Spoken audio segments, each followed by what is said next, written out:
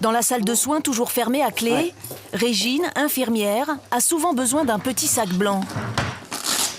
Il contient un traitement spécial. On ne l'administre qu'à l'hôpital psychiatrique. C'est quoi ça? Des contentions pour le patient qui a besoin d'être contenu parce qu'il est agité. Les contentions, ce sont des sangles. Régine les installe pour un malade qui arrive dans quelques instants. C'est un schizophrène en pleine crise. De mon père, j'ai juré, hein. Oh, j'ai juré sur ce que j'ai de plus sacré. Est-ce que c'est clair? T'as bien compris? T'as bien compris?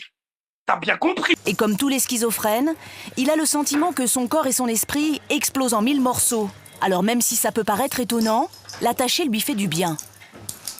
Je vais violer ta pute de famille. Le malade qui arrive est très excité. Pour ne pas prendre de risques, une dizaine d'infirmiers est là pour l'accueillir. Oh, je vais te niquer ta mère. Je vais te niquer ta mère. Ça te pue. Tu comprends? Je vais te niquer ta mère. Sale chienne. Ouais. Un peu persécuté aussi, hein, parce qu'il dit que c'est parce que le médecin généraliste il est copain avec ses parents, que c'est pour ça qu'il s'est hospitalisé. Qu'il s'est hospitalisé. Depuis plusieurs jours, ce jeune homme fait peur à ses parents. Il reste cloîtré dans sa chambre et ne leur parle plus.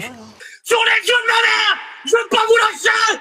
Comme avec tous les schizophrènes, le plus difficile pour la psychiatre, c'est de faire comprendre au patient qu'il est malade et qu'il a besoin de se faire soigner. Vous acceptez de prendre un traitement par la bouche. Si vous n'acceptez pas, on vous fait une injection. Jour et nuit dans le réel virtuellement. De fils de pute. Il faut qu'on comprenne ce qui se passe, qu'on comprenne pourquoi vous inquiétez tout le monde alors que vous dites que tout va bien. Il faut qu'on comprenne... Il faut qu'on comprenne ce qui vous arrive. Pourquoi est-ce que vous me dites qu'il est difficile de communiquer avec moi? C'est le fait qu'on n'arrive pas à parler avec vous, vous n'arrivez pas à entendre ce qu'on vous dit. C'est ça qui est inquiétant. J'entends très bien. Je crois qu'il y a des choses compliquées qui se sont passées à la maison. Vous êtes en train de faire une erreur.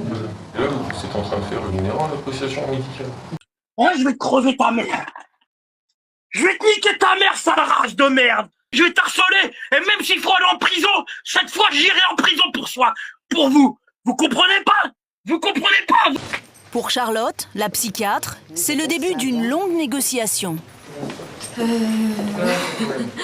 C'est un patient qui est, je pense, assez en colère d'être ici, qui ne comprend pas pourquoi il est hospitalisé. Régine et la psychiatre retrouvent la mère du patient restée seule dans la salle d'attente. On va prendre le temps de faire un peu sa connaissance. Je vous demande une chose, ne le relâchez pas.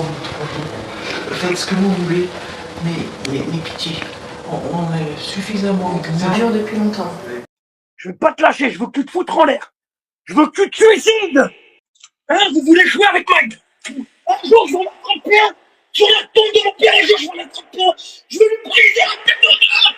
Je vais vous briser la tête en deux. Jour et nuit. Malgré toute la détresse de cette mère, faire hospitaliser son fils contre son gré, ce n'est pas si simple. Pour éviter les internements abusifs, la loi oblige la psychiatre à obtenir un deuxième avis médical. Sur les yeux de ma mère. Je veux pas vous lâcher. Sale race de merde. Je vais te niquer ta mère. Tu comprends, sale race de merde?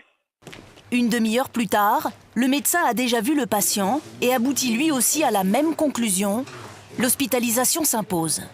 Je vais vous niquer vos mères. Va porter plainte. Va porter plainte que je t'ai en face de moi. Que je t'ai en face de moi, que je te pète toutes tes dents, sale pute. Va porter plainte. Moi, j'avoue que ça nécessite quand même qu'on tire les choses au clair. Que les choses soient tirées au clair, il faut être sûr, il n'y a pas un risque de passage à l'acte. Parce que... En quelques heures, le patient a donc vu plusieurs médecins, une psychiatre, des infirmiers. Il a été admis à l'hôpital, a ingurgité une dose de médicaments. Et même après tout cela, il reste complètement déconnecté de la réalité. Dans le réel virtuellement. Oh, je vais pas vous lâcher. Sourate de merde. Vous les mecs, hein, je vais vous niquer vos mères.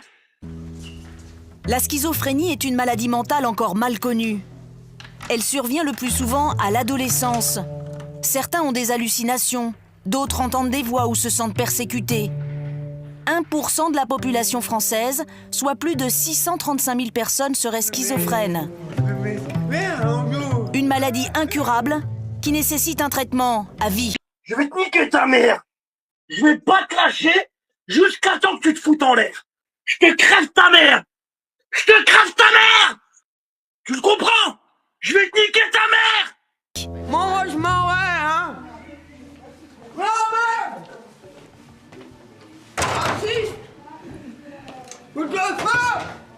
Moi, j'ai pas 12 ans, j'ai 18 ans, alors y a pas de problème. Je suis pas morte.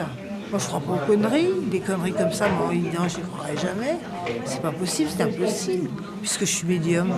Bande de fils de pute. Je vais pas vous lâcher sur la vie de ma mère. Je vais pas vous lâcher jusqu'à temps que vous crevez. Un par un. Rien. Je vais vous crever un par un, fils de pute. Elle rend certains malades dangereux et difficilement contrôlables. Nous l'avions déjà constaté il y a quelques années dans cet hôpital psychiatrique. Karine.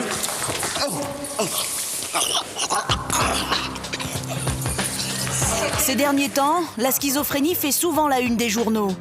Tout commence en décembre 2004 avec Romain Dupuis, un malade qui égorge 2 infirmières à Pau. Il expliquera qu'il a pris l'une d'entre elles pour un mort-vivant.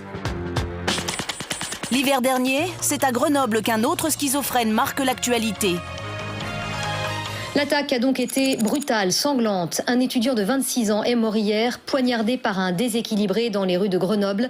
L'homme était interné dans un hôpital psychiatrique. Il a réussi à fuguer, à acheter un couteau avant de passer à l'acte. C'est la 3e fois qu'il commet ce type d'agression.